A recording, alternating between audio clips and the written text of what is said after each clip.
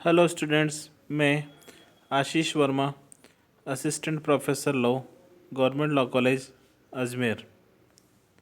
आज हम LLB first year paper 1.5 environmental law यानी पर्यावरण विधि विषय पर चर्चा करेंगे। एनवायरमेंटल लॉ या पर्यावरण विधि सिलेबस के अकॉर्डिंग एनवायरमेंटल विधि में सिलेबस के अकॉर्डिंग हमारे द्वारा 3 अधिनियमों का अध्ययन किया जाना है। पहला है the water prevention and control of pollution act 1974, जल प्रदूषण निवारण और नियंत्रण अधिनियम 1974। दूसरा है the air prevention and control of pollution act 1981, वायु प्रदूषण निवारण और नियंत्रण अधिनियम 1981। तीसरा है एनवायरनमेंट प्रोटेक्शन एक्ट 1986, पर्यावरण संरक्षण अधिनियम 1986। हमारे द्वारा पूर्व के व्याख्यान में पर्यावरण संरक्षण अधिनियम 1986 पर विस्तृत चर्चा की जा चुकी है और हमारे द्वारा जल प्रदूषण निवारण और नियंत्रण अधिनियम 1974 प्रारंभ किया जा चुका है। हमारे द्वारा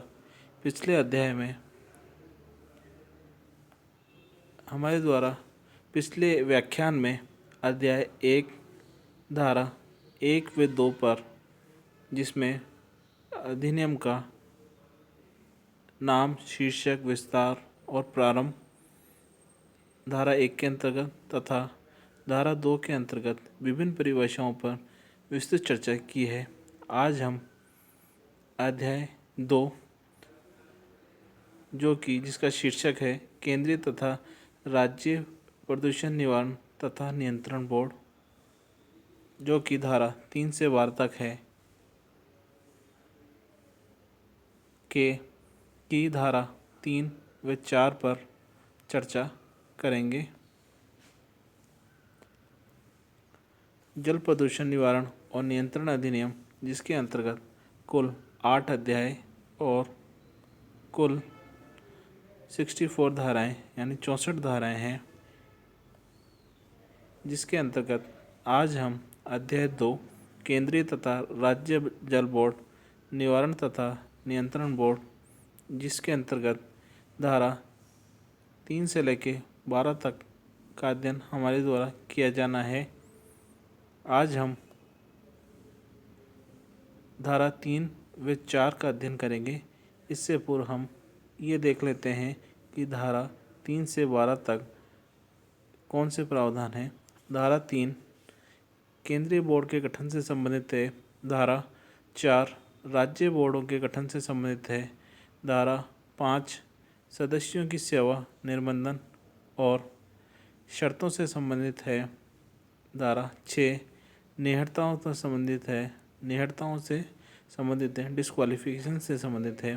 धारा 7 सदस्य द्वारा स्थानों की रिक्ति से संबंधित प्रावधान बताती है। धारा 8 बोर्ड के अधिवेशन के बारे में बताती है। धारा 9 समितियों के गठन के बारे में बताती है। धारा 10 बोर्ड के साथ व्यक्तियों का विशिष्ट प्रयोजन के लिए अस्थायी रूप से संयुक्त किया जाना बताती है। धारा 11 बोर्ड में रिक्ति का कार्यों या कार्रवाइयों को अविधिमान्य न करने के संबंध में बताती है। फिर है धारा 11A अध्यक्ष की शक्तियों का प्रत्योजन के बारे में बताती है। धारा 12 बोर्ड का सदस्य, सचिव तथा अधिकारी और अन्य कर्मचारियों के संबंध में प्रावधान करती है। आज हम इस अध्याय 2 की धारा 3 व धारा 4 पर चर्चा करेंगे, जिसमें केंद्रीय बोर्ड के गठन और राज्य बोर्ड के गठन के बारे में बताया गया है। धारा 3 को प्रारंभ करने से पूर्व हम ये देखते हैं कि धारा 2, जो कि परिभाषाओं से संबंधित है, में बताया गया है कि इस अधिनियम में जब तक कि संदर्भ से अन्यथा अपेक्षित न हो। बोर्ड से धारा 2A अधिनियम की धारा 2 की उपधारा ए के अनुसार बोर्ड से केंद्रीय या राज्य बोर्ड अभिप्रेत है। अर्थात जो हम धारा 3 प्रारंभ करने जा रहे हैं उसके बारे में अधिनियम की धारा 2A में बताया गया है कि बोर्ड से केंद्रीय बोर्ड या राज्य बोर्ड अभिप्रेत है। अधिनियम की धारा 2B के अंतर्गत केंद्रीय बोर्ड के बारे में प्रावधान बताया गया है। इसके अनुसार केंद्रीय बोर्ड से धारा 3 के अधीन गठित केंद्रीय प्रदूषण नियंत्रण बोर्ड अभिप्रेत है। इसी प्रकार धारा 2H में राज्य बोर्ड से धारा 4 के अधीन गठित राज्य प्रदूषण नियंत्रण बोर्ड अभिप्रेत है। अब है धारा 3 केंद्रीय बोर्ड का गठन। केंद्रीय सरकार ऐसी तारीख से जो आसाम, बिहार, गुजरात, हरियाणा, हिमाचल प्रदेश, जम्मू कश्मीर, कर्नाटक, केरल, मध्य प्रदेश, राजस्थान, त्रिपुरा और पश्चिमी बंगाल राज्य में और संघ राज्य क्षेत्रों में इस अधिनियम के प्रारंभ से 6 मास की बाद की तारीख नहीं होगी जो वह राजपत्र में अधिसूचना के द्वारा नियत करे, एक केंद्रीय बोर्ड गठित करेगी जिसका नाम केंद्रीय प्रदूषण नियंत्रण बोर्ड होगा और वह इस अधिनियम के अधीन उस बोर्ड को प्रदत्त शक्तियों का प्रयोग और समनुदिष्ट कर्तव्यों का पालन करेगा। केंद्रीय बोर्ड में निम्नलिखित सदस्य होंगे अर्थात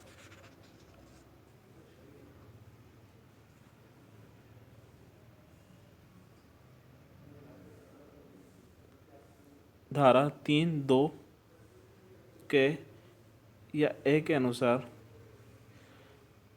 धारा 3 की उपधारा 1 में कहा गया है कि केंद्रीय बोर्ड का गठन शासकीय राजपत्र में अधिसूचना के द्वारा केंद्रीय सरकार करती है। इस केंद्रीय बोर्ड को केंद्रीय प्रदूषण नियंत्रण बोर्ड के नाम से जाना जाएगा।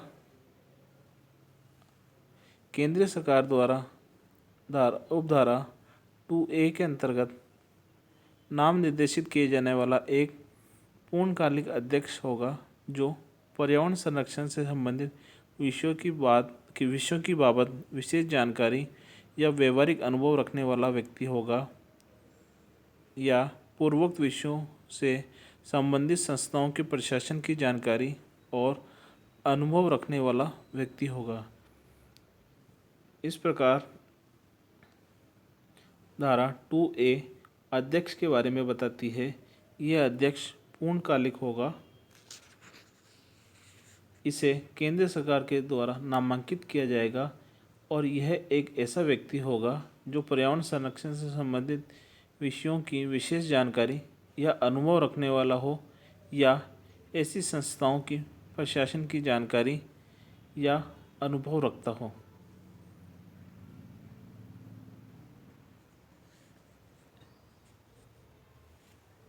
अब है धारा 3(2) ख 5 से अनधिक इतनी संख्या में पदाधिकारी जो केंद्र सरकार का प्रतिनिधित्व करने के लिए उस सरकार द्वारा नाम निर्देशित किए जाएंगे। अर्थात केंद्रीय बोर्ड के अन्य सदस्यों में निम्नानुसार नाम निर्देशित किए जाते हैं। 5 की संख्या तक केंद्र सरकार का प्रतिनिधित्व करने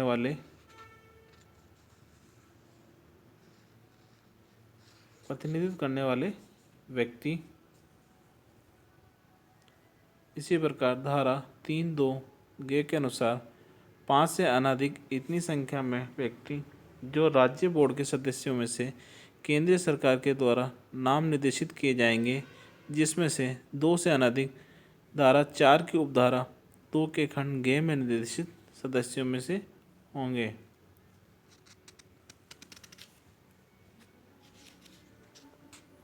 इस प्रकार 5 की संख्या तक राज्य बोर्डों के सदस्यों में से जिनमें से 2 सदस्य धारा 4 की उपधारा 2C में से होंगे।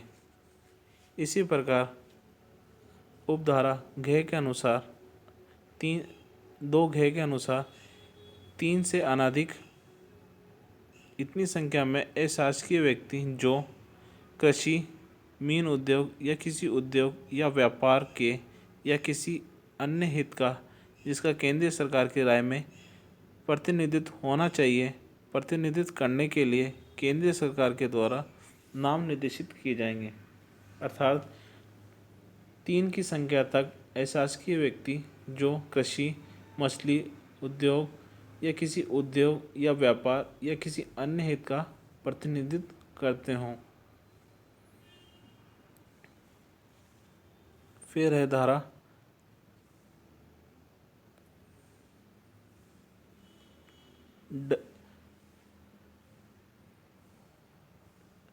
धारा 3(2)E।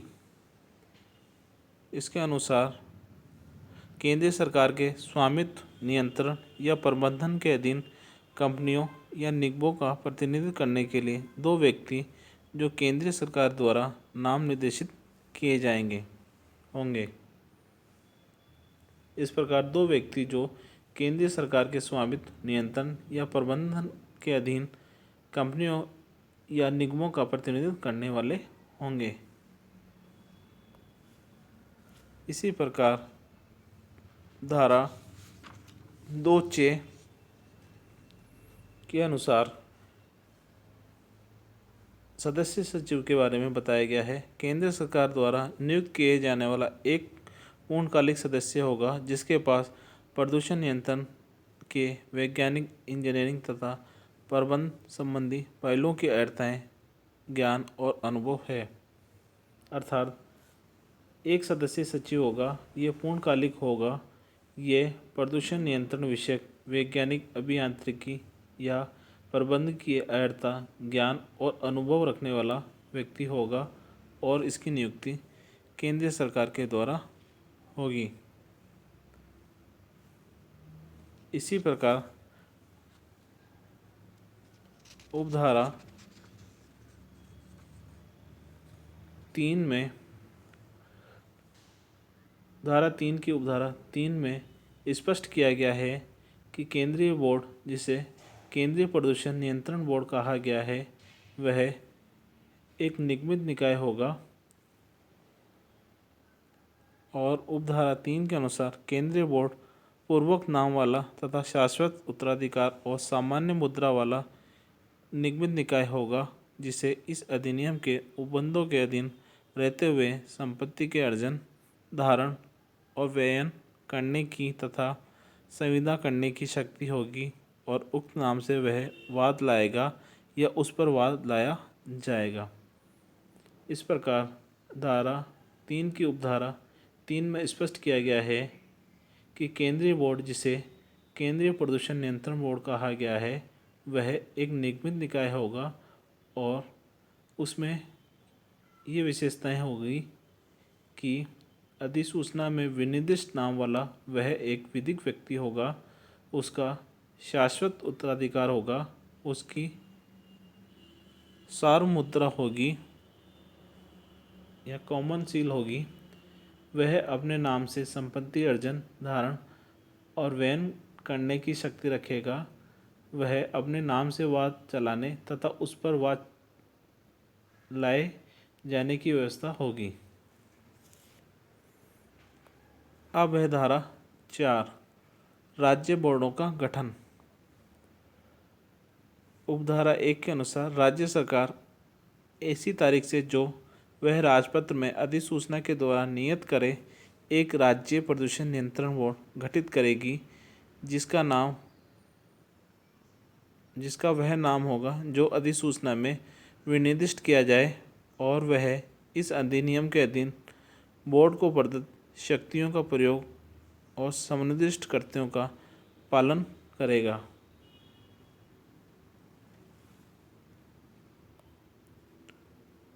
उपधारा 2 के अंतर्गत सदस्यों के बारे में बताया गया है। धारा 4 की उपधारा 2 के अंतर्गत राज्य बोर्ड में निम्नलिखित सदस्य होंगे।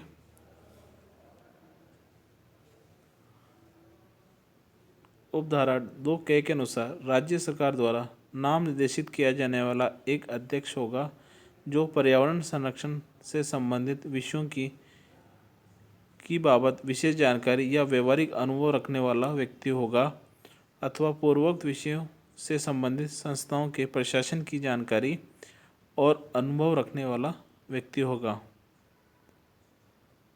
परंतु अध्यक्ष या तो पूर्णकालिक या अंशकालिक होगा, जैसा कि राज्य सरकार ठीक समझे।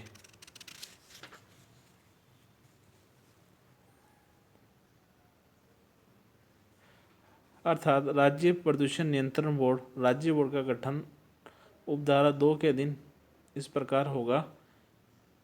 एक अध्यक्ष, यह पूर्णकालिक या अंशकालिक हो सकेगा, जैसा कि राज्य सरकार ठीक समझे। इसे राज्य सरकार द्वारा नामांकित किया जाएगा या नॉमिनेट किया जाएगा। यह ऐसा व्यक्ति होगा जो पर्यावरण संरक्षण से संबंधित विषयों की विशेष जानकारी या व्यवहारिक अनुभव रखने वाला होगा अथवा ऐसी संस्थाओं के प्रशासन की जानकारी या अनुभव रखने वाला व्यक्ति होगा। धारा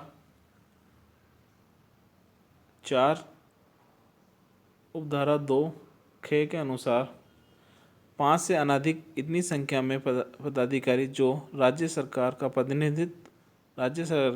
प्रतिनिधित्व करने के लिए उस सरकार द्वारा नाम निर्देशित किए जाएं। 5 की संख्या तक राज्य सरकार का प्रतिनिधित्व करने वाले पदाधिकारी होंगे। उपधारा 2 धारा 4 उपधारा 2 ग के अनुसार 5 से अनधिक इतनी संख्या में व्यक्ति जो राज्य के भीतर कृत्य करने वाले स्थानीय प्राधिकारियों के सदस्यों में से उस राज्य सरकार के द्वारा नाम निर्देशित किए जाएंगे। अर्थात 5 की संख्या तक राज्य के भीतर कार्य करने वाले स्थानीय प्राधिकारियों में से राज्य सरकार के द्वारा नामांकित किए जा सकेंगे। उपधारा घ के अनुसार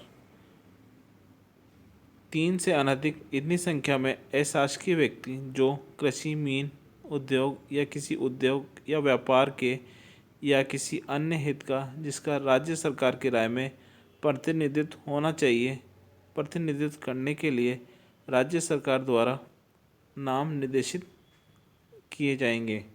अर्थात 3 की संख्या तक अशासकीय व्यक्ति जो कृषि, मछली उद्योग या किसी उद्योग या व्यापार या किसी अन्य हित का प्रतिनिधित्व करते हैं, राज्य बोर्ड के सदस्य होंगे।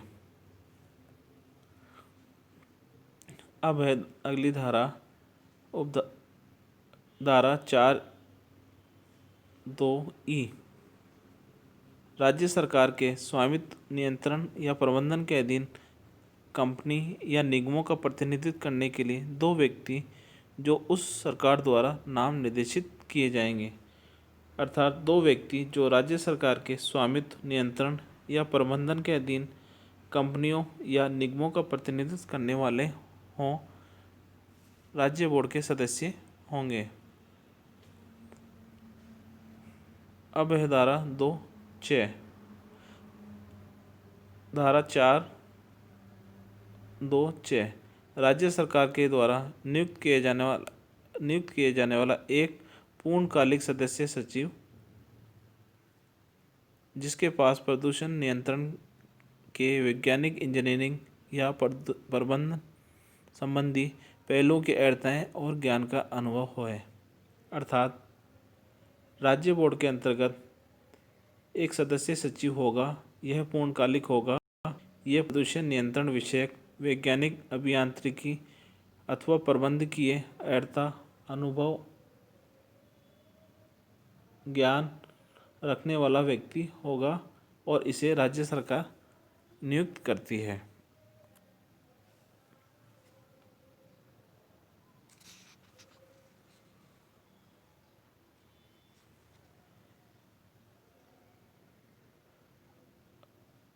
धारा 4(3) प्रत्येक राज्य बोर्ड राज्य सरकार के द्वारा उपधारा 1 के अधीन अधिसूचना में विनिर्दिष्ट नाम तथा शाश्वत उत्तराधिकार और सामान्य मुद्रा वाला निगमित निकाय होगा, जिसे इस अधिनियम के उपबंधों के अधीन रहते हुए संपत्ति के अर्जन, धारण और व्ययन करने की तथा संविदा करने की शक्ति होगी और उक्त नाम से वह वाद लाएगा या उस पर वाद लाया जाएगा। उपधारा 3 राज्य बोर्ड की विधिक स्थिति के बारे में बताती है। धारा 4 की उपधारा 3 के अनुसार राज्य बोर्ड, जिसे राज्य प्रदूषण नियंत्रण निवारण बोर्ड भी कहा गया है, वह एक निगमित निकाय होगा और जिसकी निम्न विशेषताएं होगी। अधिसूचना में विनिर्दिष्ट नाम वाला वह एक विधिक व्यक्ति होगा, उसका शाश्वत उत्तराधिकार होगा, उसकी सामान्य मुद्रा होगी, वह अपने नाम से संपत्ति का अर्जन, धारण और व्ययन करने की शक्ति रखेगा, वह अपने नाम से वाद चलाने तथा उस पर वाद लाए जाने की व्यवस्था उसके अंतर्गत होगी। उपधारा 4 के अनुसार इस धारा की किसी बात के होते हुए भी किसी संघ राज्य क्षेत्र के लिए राज्य बोर्ड गठित नहीं किया जाएगा और किसी संघ राज्य क्षेत्र के संबंध में केंद्रीय बोर्ड उस संघ राज्य क्षेत्र के लिए राज्य बोर्ड की शक्ति का प्रयोग और कर्तव्यों का पालन करेगा, परंतु किसी संघ राज्य क्षेत्र के संबंध में केंद्रीय बोर्ड इस उपधारा के अधीन की अपनी सभी शक्तियां और कर्तव्य या उनमें से कोई ऐसे व्यक्ति या व्यक्तियों के निकाय को प्रत्यायोजित कर सकेगा जिसे केंद्र सरकार विनिर्दिष्ट करे। इस प्रकार आज हमारे द्वारा धारा 3 व धारा 4, जिसके अंतर्गत राज्य बोर्ड और केंद्रीय बोर्ड के बारे में हमारे द्वारा विस्तृत चर्चा की गई है। जल प्रदूषण निवारण और नियंत्रण करना इस अधिनियम का मुख्य उद्देश्य है और इस उद्देश्य की पूर्ति के लिए ही केंद्रीय बोर्ड व राज्य बोर्ड के गठन, सदस्यों की सेवा शर्तें, पदावधि, नियतताएं, पद रिक्ति, पद मुक्ति तथा बोर्ड के अधिवेशनों संबंधी प्रावधान इस अध्याय में बताए गए हैं। बोर्ड द्वारा समितियों का गठन, बोर्ड में विशिष्ट प्रयोजन के लिए अन्य व्यक्तियों को शामिल करना, अध्यक्ष की शक्तियों और उसका प्रत्यायोजन संबंधी प्रावधान भी इस अध्याय में बताए गए हैं। आज हमारे द्वारा धारा 3 और धारा 4 का अध्ययन किया गया। धारा 3 में केंद्रीय बोर्ड के गठन और धारा 4 में राज्य बोर्ड के गठन के बारे में हमारे द्वारा चर्चा की गई। धन्यवाद।